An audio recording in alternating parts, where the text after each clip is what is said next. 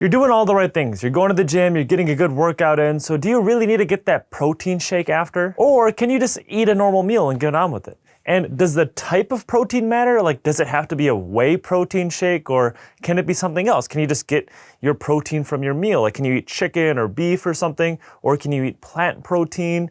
Or can you just eat like a casein protein instead of a whey protein? Well, I'm gonna get into all of that, so make sure you stick around for the whole video. First, we know it's good to have some protein after a workout. There's no denying that, because after a workout, we have more muscle protein synthesis going on, so it's better to have more protein in this window. But is there real benefits to having a protein shake, like a whey protein shake? Well, let's look at this study that was published in Nutrients. So the study was looking at the effects of supplementing with protein in people who already work out.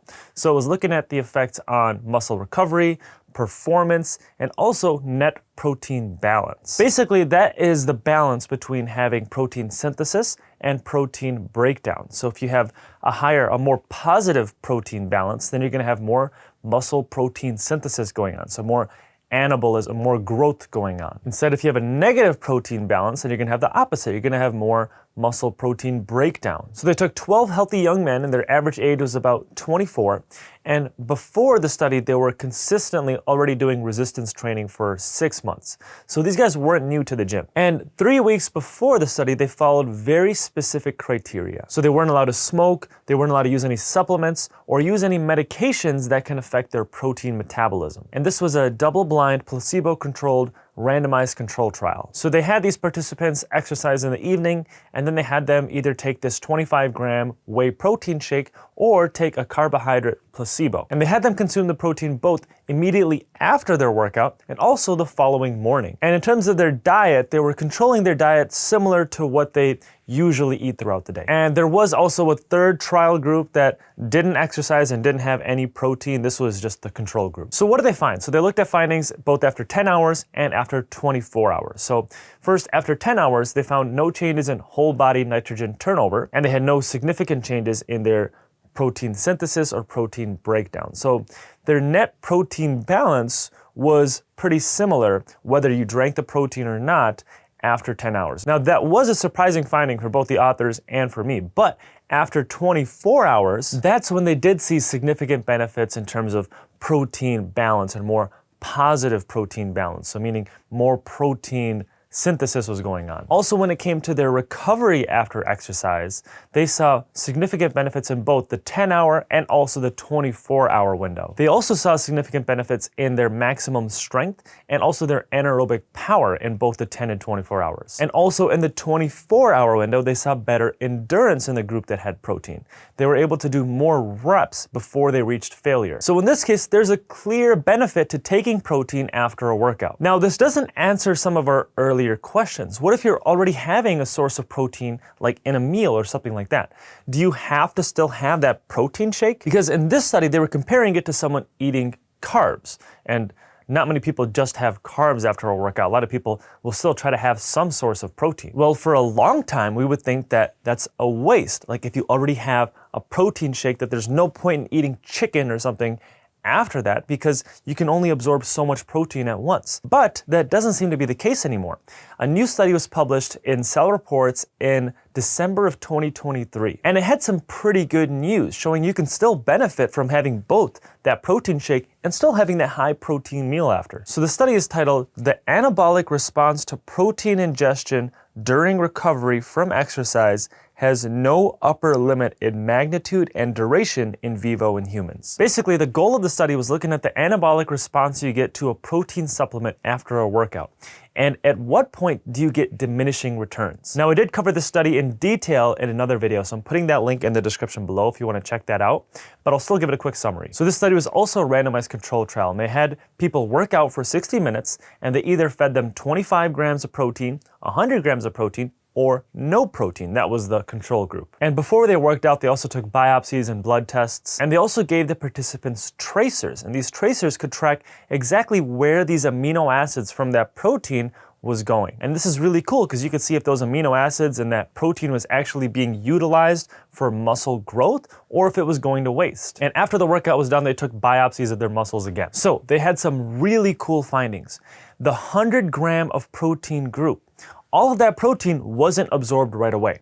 But that protein also didn't go to waste. Even 12 hours later, there was still more muscle protein synthesis occurring in the group that had 100 grams of protein versus the 25-gram group. And what was even cooler is when the authors looked at a graph, they saw no plateauing or tapering off in the protein synthesis that they got after. And that's how they got the title of the study, because there literally appeared to be no upper limit to the protein synthesis, whether you take 100 grams of protein or 25 grams of protein. So how much can you really take after a workout? Now, I don't think you should take too much. I think 100 grams is still plenty. But what you can take away from this is, even if you have that protein shake after your workout, you can still have that high protein meal and not let that protein go to waste. Because chances are you're probably not getting 100 grams of protein from your meal alone.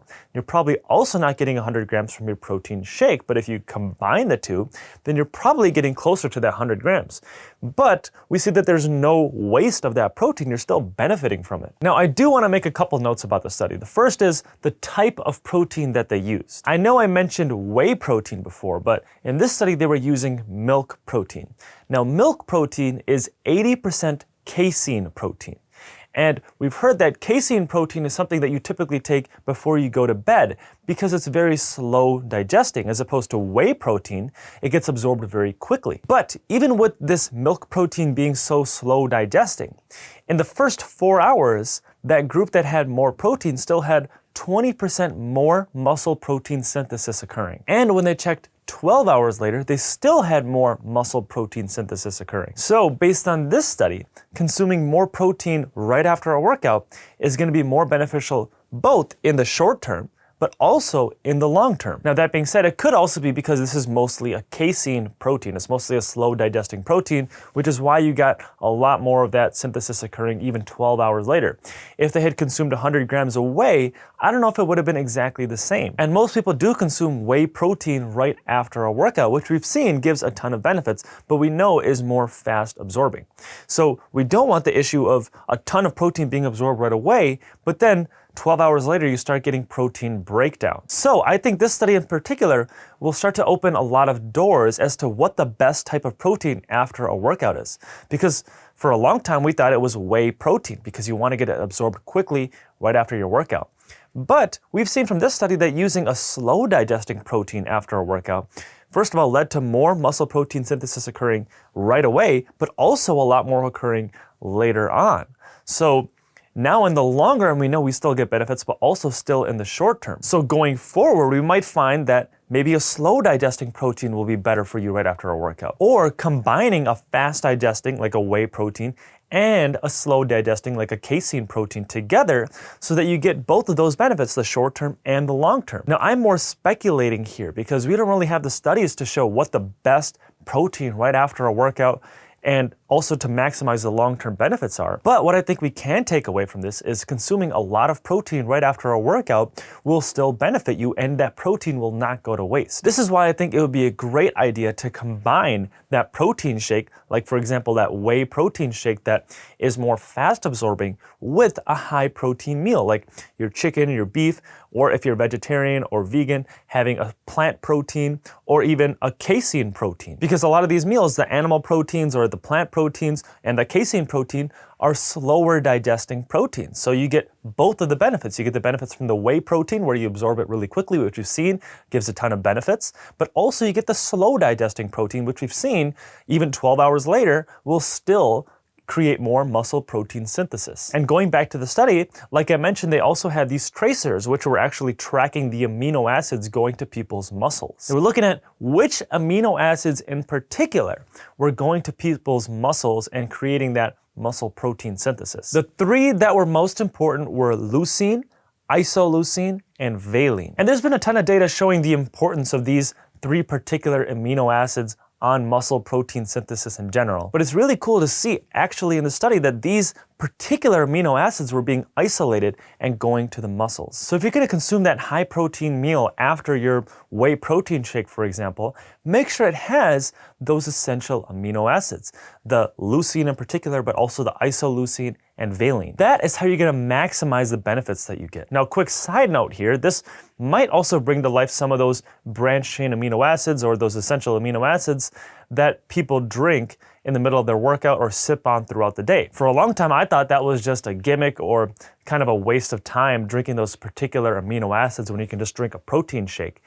But now for isolating those particular amino acids that are most important for building muscle, then we might start to see some benefits. I think we still need more data to support taking those branched chain amino acids and other supplements like that. But I think that we'll probably get some more studies out in the future, and I'm looking forward to those because we might get some cool results. So going back to the question, do you have to drink the protein shake after your workout? Well, no, but I really don't see the harm in doing it because you're only going to benefit from it. And that being said, does it matter if it's whey protein, plant protein, animal protein, casein protein, etc.? No, I don't think so. And that's what we've seen with these studies. Both the whey protein and the casein protein both led to muscle protein synthesis immediately after the workout, even the slow digesting protein. But what I do want you to focus on is making sure you're getting enough of those essential amino acids, because if you're not getting those, then you're not going to get those particular amino acids that we mentioned going to your muscles, which are most important for muscle protein synthesis. The thing is, most plant proteins contain less of these particular amino acids, like leucine, for example. So if you only want to consume plant protein, then you probably have to consume